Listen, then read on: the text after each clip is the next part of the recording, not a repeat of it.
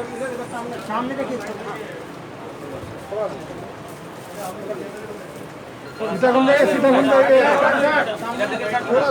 त्रिभुवन जी थोड़ा सा पीछे, त्रिभुवन जी।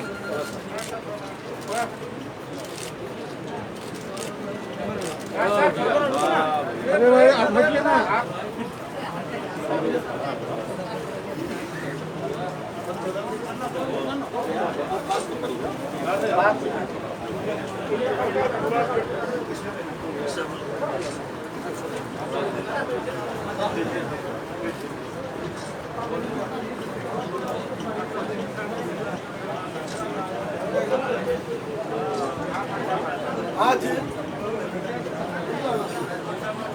आज दिनांक 3 जुलाई 2021 को उत्तर बिहार के एक बड़े नेता जो 2 बार हरसिद्धि विधानसभा से विधानसभा के सदस्य रह चुके हैं और लोक जनशक्ति पार्टी के विधायक दल के नेता भी रह चुके हैं। वर्तमान में जनता दल यूनाइटेड में वो रहे हैं। आज वो जनता दल यूनाइटेड से अपनी सदस्यता छोड़कर त्याग पत्र देकर और राष्ट्रीय जनता दल में माननीय लालू प्रसाद जी और माननीय तेजस्वी प्रसाद जी के नेतृत्व में राष्ट्रीय जनता दल के सामाजिक न्याय और धर्मनिरपेक्षता के सिद्धांतों को आत्मसात करते हुए शामिल हो रहे हैं। इस अवसर पर हम इनके साथ शामिल होने वाले तमाम जो साथी आए हैं और जो नहीं आए हैं उन सब लोगों का पार्टी में हार्दिक अभिनंदन करते हैं, स्वागत करते हैं। और हम अनुरोध करते हैं माननीय श्री महेश्वर सिंह जी से कि 2 शब्द पार्टी में शामिल होते हुए आप अपने विचार व्यक्त करें। श्री महेश्वर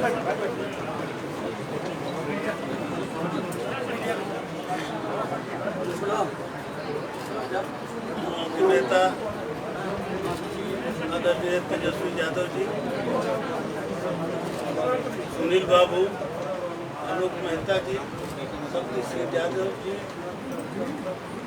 विधायक छोटेलाल जी, मनोज यादव जी विधायक जी, पूर्व विधायक राजेंद्र राम जी, विनोद श्रीवास्तव जी जो उपाध्यक्ष हुए हैं, उनका भी स्वागत।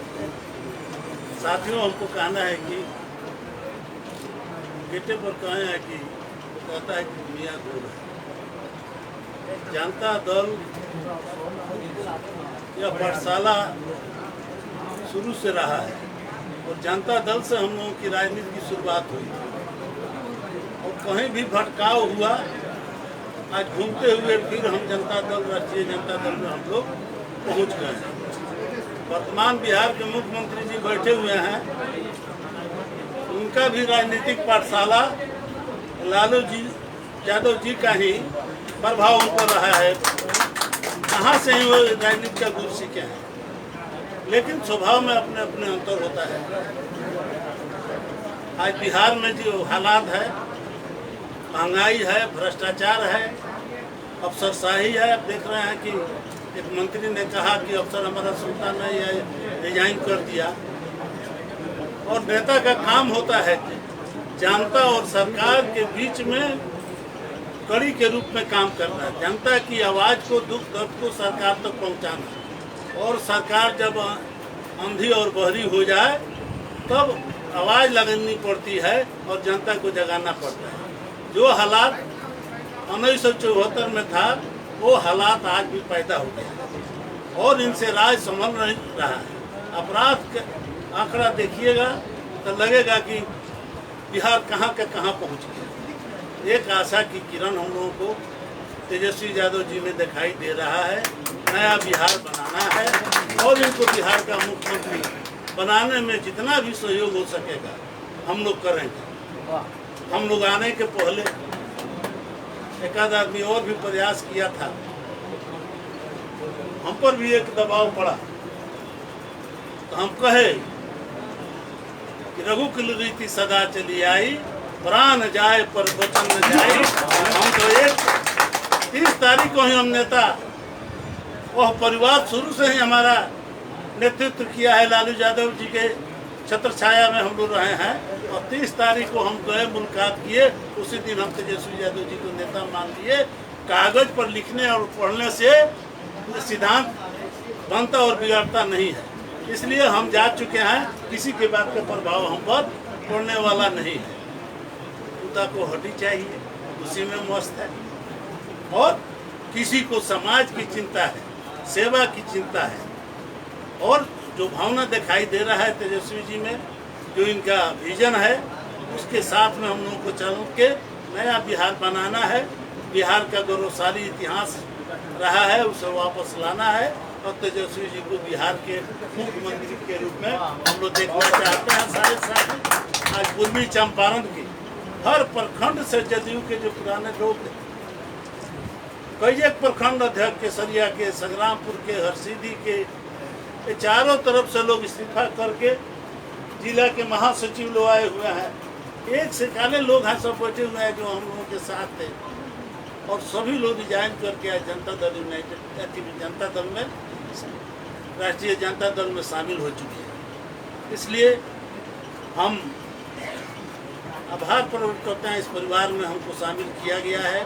सुनील बाबू के प्रति, जगता बाबू के प्रति, विनोद श्रीवास्तव जी के प्रति, और अपने नेता के प्रति तेजस्वी यादव जी के प्रति हम आभार व्यक्त करते हैं कि इन्होंने अपने परिवार का हमको फिर से सदस्य बनाया है और हमको प्रतिष्ठा दिलाने का काम किया है। सभी इलेक्ट्रॉनिक और प्रिंट मीडिया के हमारे सभी साथी हैं, सभी लोगों का इस मिलन समारोह में आप लोगों का हम स्वागत करते हैं।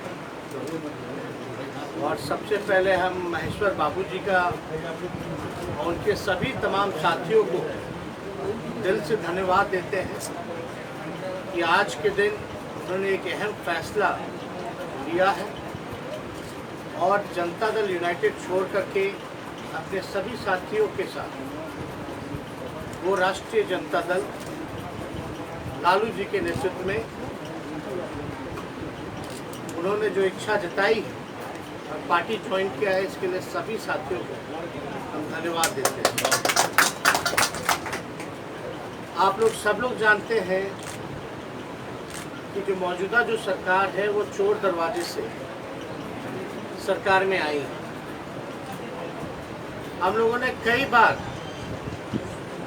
सच्चाई को आप लोगों के सामने रखने का काम किया, चाहे सदन हो या सड़क हो। लगातार इस बात को, इस मुद्दों को उठाते रहे हैं कि बिहार में गरीबों की सुनवाई नहीं होती है, जनता की सुनवाई नहीं होती। पूरे बिहार में अगर आप देखें तो बिना आरसीपी टैक्स, बिना घूस दिए हुए एक काम नहीं होता है। हर जगह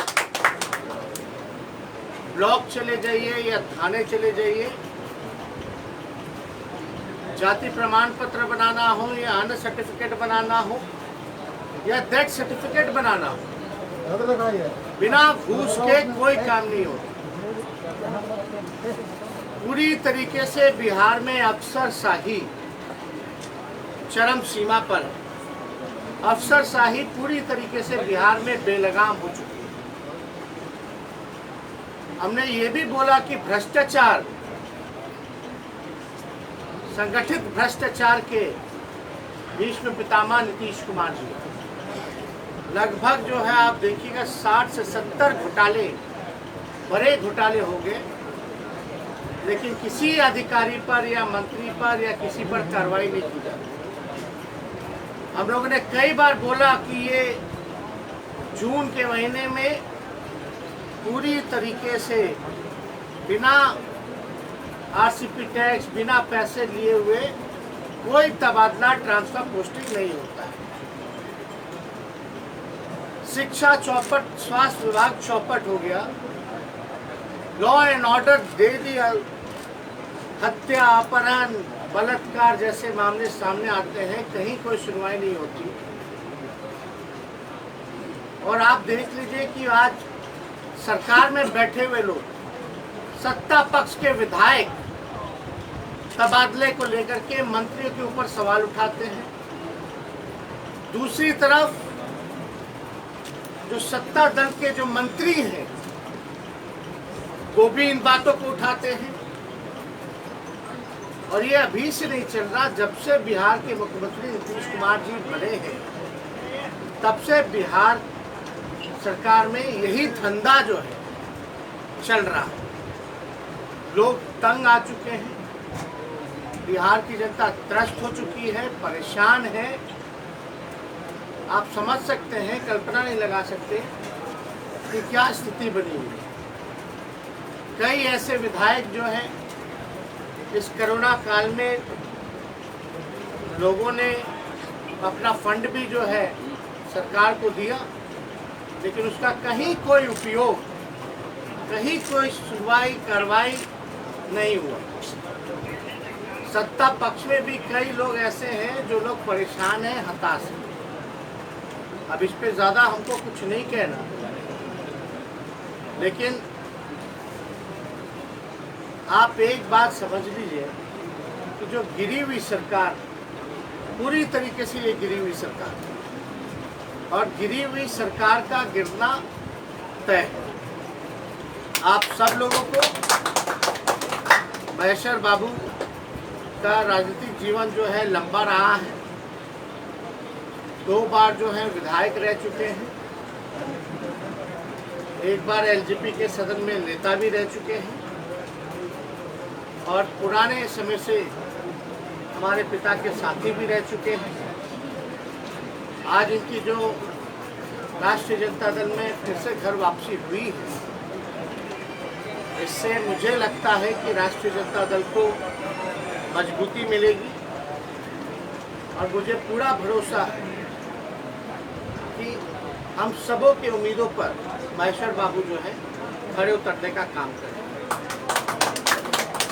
इसलिए आप लोगों को कोई सवाल इससे कुछ पूछना है तो जेडीयू को विधायक आने वाला है, आप जाएंगे? मॉनसून सत्र की शुरुआत होने वाली है, जो बवाल हुआ था उसके बाद बाइकआउट करेंगे तो सब लोगों के साथ हम लोग बैठेंगे। अब आप बताइए ना, लोकतंत्र का क्या धज्जिया उड़ाया है, नियम कायदा का क्या धज्जिया उड़ाया है।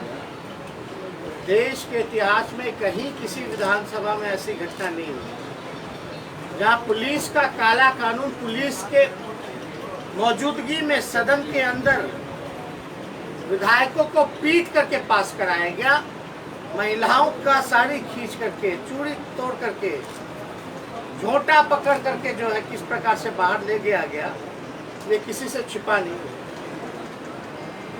हमेशा वही विधानसभा है जहां कर्पूरी जी रात रात भर धरना दे चुके हैं, लेकिन कभी भी इस प्रकार की घटना नहीं की गई कि भाई पुलिस को बुला करके गुंडाई कराया। आज देख लीजिए, कोई वो काला दिन जो है भूला नहीं। अब इस पे तो हम सब महागठबंधन के जितने साथी हैं सब लोग बैठ करके हम लोग निर्णय लेंगे कि क्या करना। शिक्षक बहाली को लेकर अभ्यर्थी फिर से आज मांग कर रहे हैं, टेस्ट पास नहीं। आप देखिए ना, ये सरकार में एक भी परीक्षा जो है फेयर एकदम नहीं कराया है आज तक। कोई ना कोई चीज निकल के आता ही। ये मामला इतने सालों से लटका हुआ है, अब तक जो है नहीं हो पाया। बोर्ड के परीक्षा में सदी रियोनी पास करती है तो इस STET वाले में मलयालम की एक्ट्रेस है कोई अनुपमा करके उसको पास करा दिया। धांधली होती है। ये पूरी तरीके से सरकार जो है नौजवानों के भविष्य के साथ खिलवाड़ कर रही है, बर्बाद कर रही है।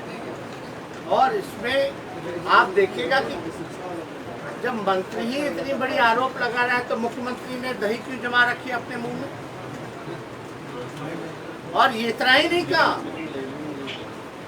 मंत्री जी ने ये भी आरोप लगाया कि मुख्यमंत्री के आसपास रहने वाले अधिकारियों की जांच की जाए, उनकी संपत्ति की जांच की जाए। अब सवाल ये खड़ा होता है, क्या मुख्यमंत्री जो है उनके आसपास रहे हुए अधिकारियों की संपत्ति की जांच करवाते हैं कि नहीं करवाते। ये जितने तबादले हुए हैं पैसे लेकर के इसको रुकवाने का काम करते हैं कि नहीं करते। ये बड़ा सवाल खड़ा होता है। और अगर मंत्री ने ये आरोप लगाया है तो जाहिर सी बात है ये छींटा जो है मुख्यमंत्री के कार्यशैली पर भी खड़ा होता है कि ऐसे भ्रष्ट अधिकारियों को आपने क्यों रखा। तो अब देखने वाली बात है कि क्या करते हैं। रेणु देवी के भाई की गुंडागर्दी जो है वो सामने आई है। पटना में वो जमीन हड़प रहे हैं उप मुख्यमंत्री रेणु देवी के भाई पीनू का। बीजेपी में जाइएगा तो राजा हरिश्चंद्र हो जाइएगा ना, सारा पाप धुल जाता है भाजपा ज्वाइन करते। इतना बड़ा से बड़ा पाप कर लीजिए, गंगा जी में डुबकी लगाइएगा तो पाप नहीं धुलेगा, लेकिन भाजपा ज्वाइन कर लीजिएगा तो पाप धुल जाएगा। आप समझ रहे हैं? भाजपा में रहने पे कोई कार्रवाई कर सकता है क्या? किसी अधिकारी की, किसी पुलिस वाले की हिम्मत है क्या कि कुछ कर दे? मंजीत सिंह आपसे मुलाकात किए थे। ये स्पष्ट हम पहले ही चिराग पासवान जी के सवाल पे ये बता चुके हैं कि रास्ता उनको तय करना है। हालांकि हम लोगों का सहानुभूति जो है उन लोग चिराग पासवान जी के साथ है। जो हुआ गलत किया नीतीश कुमार जी ने, सारा खेल जो है बिहार की जनता पर ध्यान न देने के बजाय यही तिगरमबाजी में लगे रहते। तो चिराग पासवान जी को तय करना है कि वो बंच ऑफ थॉट्स के साथ रहेंगे या संविधान के साथ। तेजस्वी जी, मंजीत सिंह से मुलाकात आपकी हुई थी, वो भी आज सदस्यता ग्रहण करने वाले थे। मंजीत सिंह से आपकी मुलाकात हुई, मंजीत सिंह से आपकी मुलाकात हुई थी, वो भी आज सदस्यता ग्रहण करने वाले थे, लेकिन जदयू ने उनको मना लिया फिर से। इस पे हमको कोई टिप्पणी नहीं। चलिए, जेडीयू के पूर्व विधायक शामिल हो गए हैं, चाहे वर्तमान विधायक जो है वो भी शामिल हो जाएंगे बहुत जल्द। आप अभी बोलते सरकार गिर जाएगी 2 महीने में। हम तो बोल रहे हैं गिरी हुई सरकार गिरेगी, थोड़ा धैर्य रखिए। और ये हम ही नहीं चाहते। इस सरकार से पूरी बिहार की जनता त्रस्त है और ये उम्मीद लगा के बैठी कि जल्द से जल्द सरकार गिर जाए, हम लोग गिरा दें। क्योंकि ये बहुमत जो है ये एनडीए को नहीं मिला। चुनाव में सब लोग जानते हैं कि क्या खेला हुआ नतीजे वाले दिन। जनता का जनादेश महागठबंधन को था, चुनाव आयोग का नतीजा एनडीए को मिला। अभी मुख्यमंत्री नीतीश कुमार जो है नया जनता दरबार बन रहा है, उसका मुआयना करने के लिए गए थे। जल्दी जनता दरबार मुख्यमंत्री में अब मुख्यमंत्री जी खाली कंस्ट्रक्शन ही कराते हैं, कंस्ट्रक्टिव काम नहीं करते, जनता के प्रति कोई काम नहीं करते। एक भी तस्वीर आम बिहारी के साथ, ग्रामीणों के साथ, किसानों के साथ, मजदूरों के साथ मिलते हुए है मुख्यमंत्री जी का आज के दिनों में। जब गांव देहात जाते हैं तो पूरा घेरवा करके जाते हैं। इसी लोगों से संपर्क है। हाँ, घिरे हुए रहते हैं अधिकारियों के बीच। और क्या क्या भवन नहीं बन गया मुख्यमंत्री आवास में, उसका क्या उपयोग किया आज तक और उसका नतीजा क्या निकला? अरे तो जनता दरबार तो बना ही हुआ है, दरबार क्या लगाना? आप जनता के बीच जाइए, मुख्यमंत्री हैं, भले ही चोर दरवाजे से आए, लेकिन जाइए जनता के बीच। गांव की स्थिति देखिए, किसान मर रहा है। मंत्री होने के अलावा दबंगाई भी होना जरूरी है क्या?